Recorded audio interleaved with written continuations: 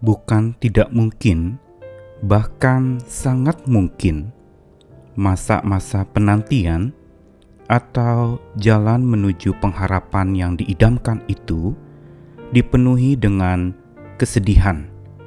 Ada nelangsa di sana, ada kesusahan di sana, dan masa penantian yang bukan saja berupa godaan untuk kita menyimpang dari keyakinan kita, tetapi juga memungkinkan kita untuk menjadi jatuh terpuruk di dalam kesedihan yang mendalam. Dan inilah sebenarnya yang menjadi pergumulan tersendiri di dalam kita berharap kepada Tuhan. Karena untuk teguh berharap kepada Tuhan itu ada jalan panjang yang harus ditempuh. Dan jalan penantian yang panjang itu adalah jalan yang sesungguhnya penuh dengan penderitaan dan kesengsaraan. Namun inilah yang sengaja diizinkan oleh Tuhan untuk setiap orang percaya justru menjadi makin kokoh, kuat, dan tangguh. Karena memang jalan penantian menuju pengharapan yang diidam-idamkan itu senantiasa berhiaskan kesedihan dan ratapan. Saya Nikolas Kurniawan kembali menemani di dalam Sabda Tuhan, masih dari kitab Nabi Yeremia, seorang nabi yang terkenal dengan ratapannya, karena itu dia jugalah yang menulis kitab ratapan di dalam kitab suci. Yeremia pasal 14 ayat 7-9. Sekalipun kesalahan-kesalahan kami bersaksi melawan kami, bertindaklah membela kami ya Tuhan, oleh karena nama-Mu. Sebab banyak kemurtatan kami telah berdosa kepadamu. Ya pengharapan Israel, penolongnya di waktu kesusahan, mengapakah engkau seperti orang asing di negeri ini? Seperti orang perjalanan yang hanya singgah untuk bermalam? Mengapakah engkau seperti orang yang bingung? Seperti pahlawan yang tidak sanggup menolong. Tetapi engkau ada di antara kami, ya Tuhan, dan nama-Mu diserukan atas kami. Janganlah tinggalkan kami. Ungkapan yang baru saja dibacakan adalah sebuah ungkapan dari kedalaman hati Nabi Yeremia, nabi peratap yang punya perasaan sangat halus, walaupun kata-katanya tajam, dipakai oleh Tuhan untuk menyatakan kehendak dan nubuat-nubuatnya tentang pembuangan Israel. Namun di dalam ungkapan ini jujur terlampiaskan perasaan terdalam dari Yeremia, yaitu sebuah ungkapan yang memang bernada ratapan, penuh dengan lirih dan sedih, dari hati yang perih dan sangat-sangat tertekan serta penuh dengan duka. Dan karena dia dikenal dengan nabi peratap, kita perlu memahami dan melihat lebih dalam di balik ratapan Nabi Yeremia.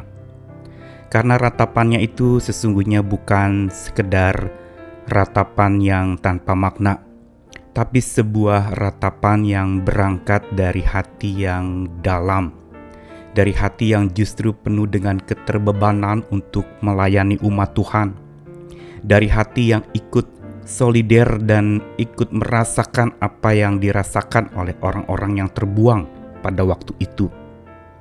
Dan ratapan memang ada dua macam.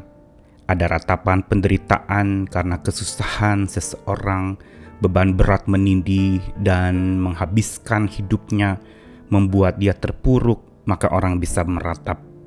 Tapi ada ratapan kedua, yaitu ratapan pertobatan.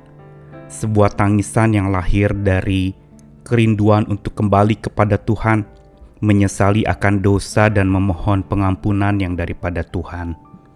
Dan inilah yang juga terkandung di dalam ratapan Nabi Yeremia. Dia meratapi akan kebebalan dan kejatuhan orang-orang yang berdosa pada waktu itu. Tapi dia juga meratapi akan pertobatan yang harusnya memang terjadi pada waktu itu. Sebagaimana nabi-nabi lain yang melayani bangsa Israel merasakan empati yang begitu dalam, sehingga nabi itu menempatkan diri dalam posisi orang-orang yang berdosa dan masih belum bertobat itu. Tetapi saat berseru dan bertobat kepada Tuhan, maka sesungguhnya jalan Tuhan itu diluruskan.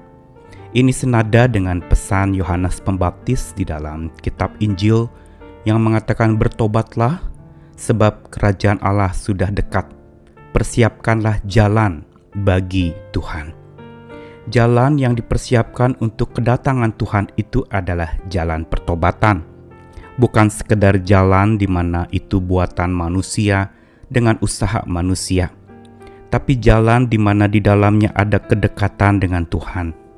Karenanya Yeremia juga mengatakan di dalam keluhannya, semula dia menyebutkan bahwa mengapa Tuhan itu tidak memberikan apa yang diharapkan oleh Israel. Mengapa tampak seperti orang asing? Mengapa seperti tamu yang hanya bersinggah untuk bermalam tetapi tidak menetap? Mengapa seperti Tuhan itu orang bingung dan pahlawan yang tidak sanggup menolong? Ini letupan kejujuran dari hati Yeremia. Tetapi ditutup ayat yang ke-9 tadi dikatakan, "Tetapi Engkau ya Tuhan ada di antara kami, dan namamu diserukan di atas kami." Ungkapan dari Yeremia ini sesungguhnya merupakan ratapan yang bukan sekedar ratapan penderitaan, tapi ratapan pertobatan yang mendalam. Ratapan di mana seseorang memohonkan agar Tuhan tidak meninggalkan setiap orang-orang berdosa waktu itu. Sekaligus Yeremia menyerukan untuk setiap orang berdosa itu bertobat, dan biar ratapan mereka adalah ratapan pertobatan, bukan ratapan penderitaan yang tanpa makna, tapi ratapan yang menyadari akan kemurtatan mereka, ratapan yang menyadari akan keberdosaan mereka. Inilah sebenarnya yang mempermulus jalan pengharapan itu. Masa-masa penantian tidak lagi akan menjadi menggelisahkan bila dilalui dengan sikap bertobat. Dengan ratapan pertobatan itulah sesungguhnya kita bisa menemukan Tuhan yang sanggup mengubah nelangsa hati kita menjadi asa yang tidak bertepi, mengubah ratapan di dalam hati kita menjadi harapan yang utuh dan penuh, membuat kita kembali bersemangat menjalani kehidupan ini. Memang jalan pengharapan itu dan jalan penantian itu berhiaskan ratapan, tapi jangan lupa Tuhan sanggup mengganti yang ratap itu menjadi harap.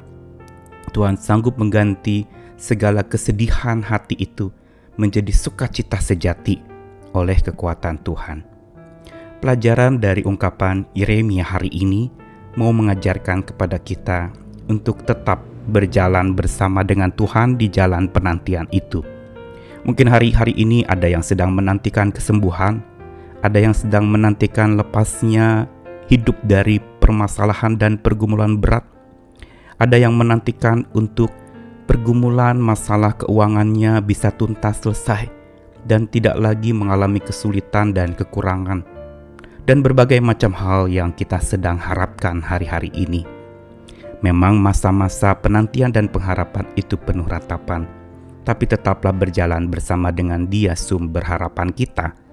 Tuhan yang akan menghapus air mata kita dan menjadikan air mata kita menjadi mata air inspirasi buat orang lain yang memberi kehidupan buat sesama kita. Mari berjalan sebagaimana janji firman Tuhan yang menabur dengan air mata akan menuai dengan sorak-sorai. Bersiaplah dan tetaplah berjalan bersama dengan Tuhan, sumber pengharapan kita, untuk kita tetap teguh berharap kepadanya. Amin.